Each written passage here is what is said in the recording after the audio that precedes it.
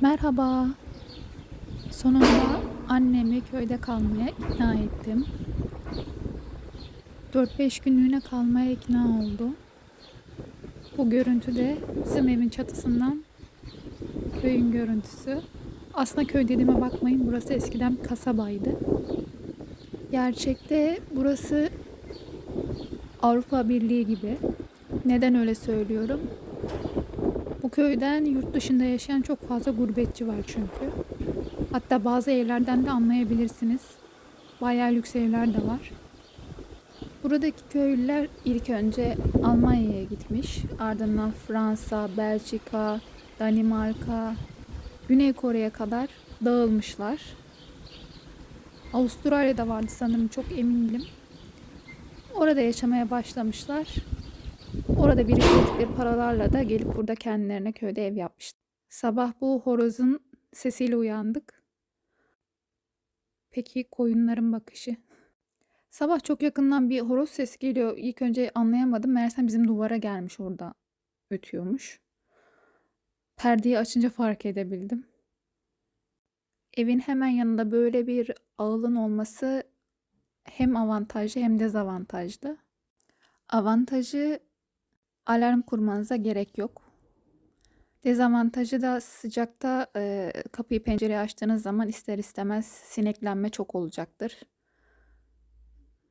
Tabii onun kesif bir kokusu da oluyor. Ama şimdilik havalar güzel olduğu için bu bir sorun değil bizim için.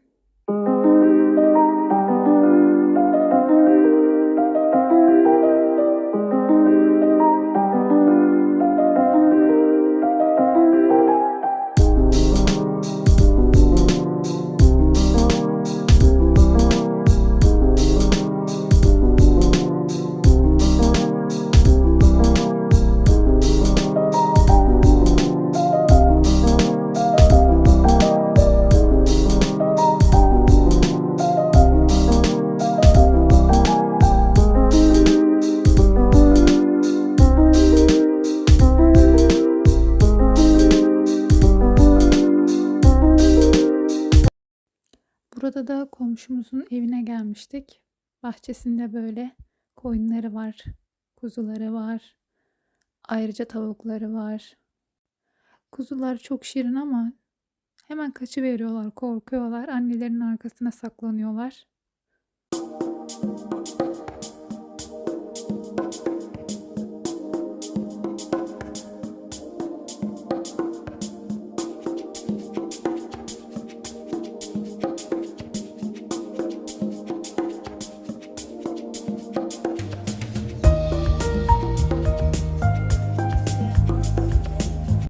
Bu tavuk ayrı çünkü civciv çıkaracakmış. Biraz köyü turlayalım diye dışarı çıktık. Her taraf böyle zeytin ağacı. Sonradan öğrendik ki buraya yakın bir yerde köpeklere bakan birisi varmış.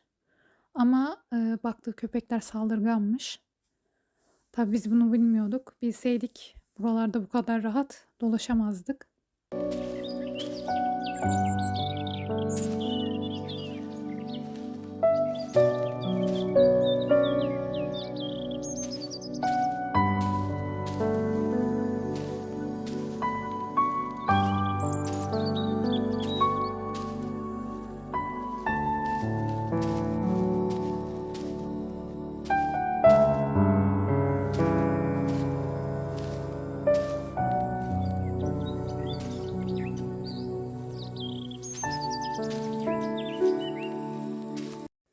Köyde televizyon da yoktu, internet de yok.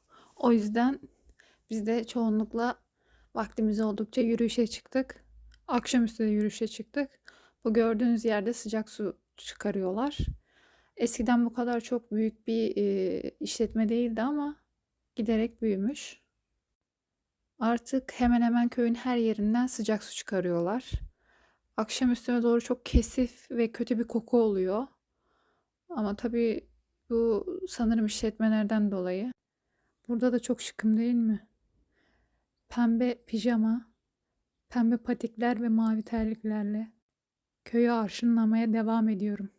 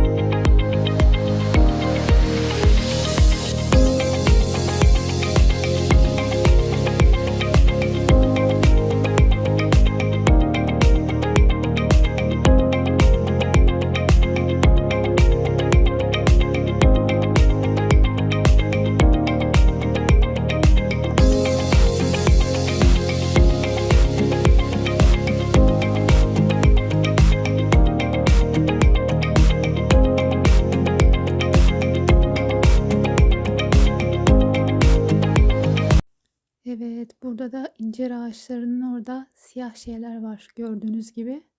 Bunlara biz iyilek diyoruz. İncirlerin olması için, daha doğrusu döllenmesi için iyilek yani erkek incir kullanılıyor. Böyle birkaç tane dallarını asmışlar. Ben de ilk defa gördüm iyileği. Yediğimiz incirler işte böyle oluyor. Köye gittiğimde aslında üzülmüştüm. Çünkü her taraf böyle sapsarıydı. O yeşillik gitmişti hep. Ama papatyalar hala varmış meğersem.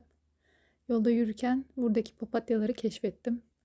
Üzülüyordum ya, papatyaları göremedim. Normalde baharda her taraf zeytin ağaçlarının olduğu tarlalarda, bahçelerde falan her taraf böyle papatya olur. Burada da bunları görünce çok sevindim. Yürüyüşe devam ediyoruz.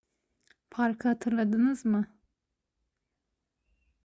Hava kararıyor diye evden çok da uzaklaşmadık. Eve yakın yerlerde şöyle bir gezindik.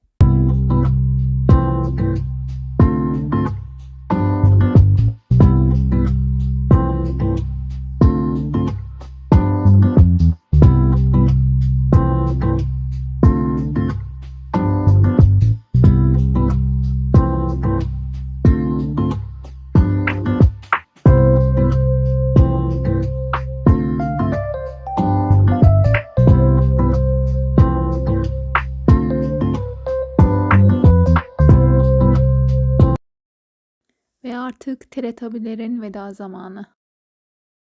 Bir sonraki videoda görüşmek üzere. Kendinize iyi bakın. Hoşça kalın.